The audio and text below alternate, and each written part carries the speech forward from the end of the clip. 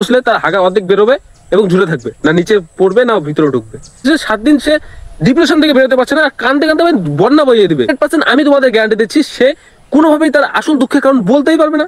মানুষ থাকতে মানুষের গুরুত্ব কেউ বোঝে না, হারিয়ে গেলে আফসোস করে, শুধু কখন হাঁকতে বসে এটাই বলে না। আগে মানুষ দুঃখ প্রকাশ করতো বন্ধু বান্ধব বা কোনো প্রিয় মানুষের কাছে, এখন করে হোয়াটসঅ্যাপ স্ট্যাটাসে।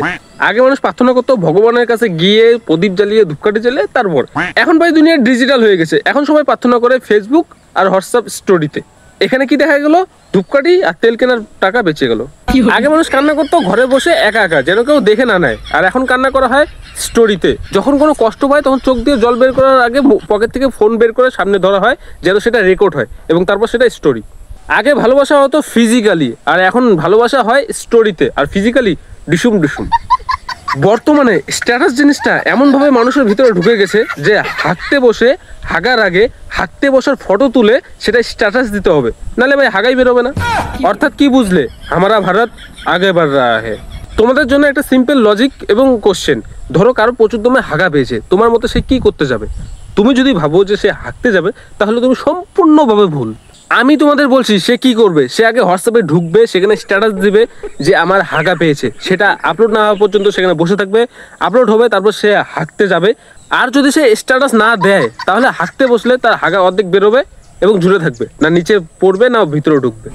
আজকাল মানুষের জীবনে যতটা পরিমাণে দুঃখ আছে, তার হোয়াটসঅ্যাপ স্ট্যাটাসে তার থেকে 10 গুণ বেশি দুঃখ থাকে।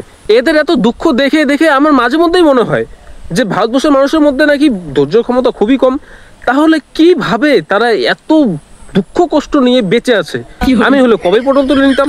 ধরো এমন কোনো ব্যক্তি আছে যে সারাক্ষণ হাসি খুশি থাকে, তাকে দেখে মনে হয় কোনো দুঃখই নেই, আর তোমার তাকে দেখে খুব জ্বলন হয়, তাহলে তুমি যদি তাকে কাঁদাতে চাও, তাহলে সেই ব্যক্তিকে ধরে নিয়ে কারো হোয়াটসঅ্যাপ স্ট্যাটাস দেখিয়ে দাও, তাহলে দেখবে যে 7 দিন সে ডিপ্রেশন থেকে বেরোতে পারছে না, কানতে কানতে বন্যা বইয়ে দিবে, গঙ্গা বয়ে যাবে ভাই। হঠাৎ একদিন আমি কয়েকজনের দুঃখ পড়া স্ট্যাটাস দেখে নিয়েছিলাম, সারাদিন কান্না করেছি। সন্ধ্যাবেলা আমার মাথায় এটা আসে যে আমি কেন কান্না করছি।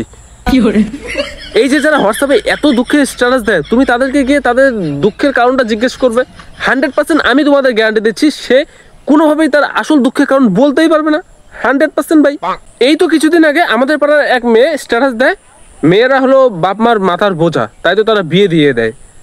ঠিক 2 দিন যেতে না যেতেই, ঠিক 2 দিন পর শুনি যে সে পালিয়ে বিয়ে করেছে। বাবা মা আনতে গেছিল, সে বলেছে যে ছেলেটাকে ছাড়া নাকি সে বাঁচবে না। সেদিন বৌদি দাদাকে বলেছে একটা গোলাপ ফুল আনতে, তো দাদা কাছ থেকে আসার সময় সেই গোলাপ ফুলটা আনতে ভুলে গেছে। ঠিক একটু পরেই বৌদি স্ট্যাটাস দিল, মানুষ থাকতে মানুষের গুরুত্ব কেউ বোঝে না, হারিয়ে গেলে আফসোস করে। আমার এক বান্ধবী সকালে ঘুম থেকে উঠে রাত্রে ঘুমানোর আগ পর্যন্ত ছোট থেকে বড় যে কোনো কিছু করে, সবকিছু ভাই স্ট্যাটাস দেয়, শুধু কখন হাঁকতে বসে এটাই বলে না। আমি নিজে দেখেছি ভাই, অনেকে স্ট্যাটাস দিয়েছে হ্যাপি মাদার্স ডে, মা আমি তোমায় ভালোবাসি। একটু পরে তার মার সঙ্গে কুরুক্ষেত্র যুদ্ধ করছে, মনে হয় তার মার জানটা বের করে। এক বৌদি সারাদিন সাজে, ফটো ওঠে, আর সেগুলো সব স্ট্যাটাস দেয়, আর ওদিকে দাদা স্ট্যাটাস দেয় বইয়ের মেকআপ কিনে দিতে দিতে আমি আজ কাঙ্গাল হয়ে গেলাম। অনেকে বলতে পারো যে এটা তো তাদের পার্সোনাল লাইফ, তারা কি করবে না করবে তো তোর কি। ভাই তাদের অডিয়েন্সটা কিন্তু আমিও, তারা যখন স্ট্যাটাসটা দেয় তখন আমার ফোনেও আসে, আমি যখন দেখি তখন আমার জীবনে দুঃখ আসে ভাই ওদের কারণে। আগামী দিনে ভাই আমি আর কত কিছু দেখবো সেটা তো আমি জানি না, কিন্তু এতটুকু বলতে পারি, ভারত আগে বাড় রাহা হ্যায়।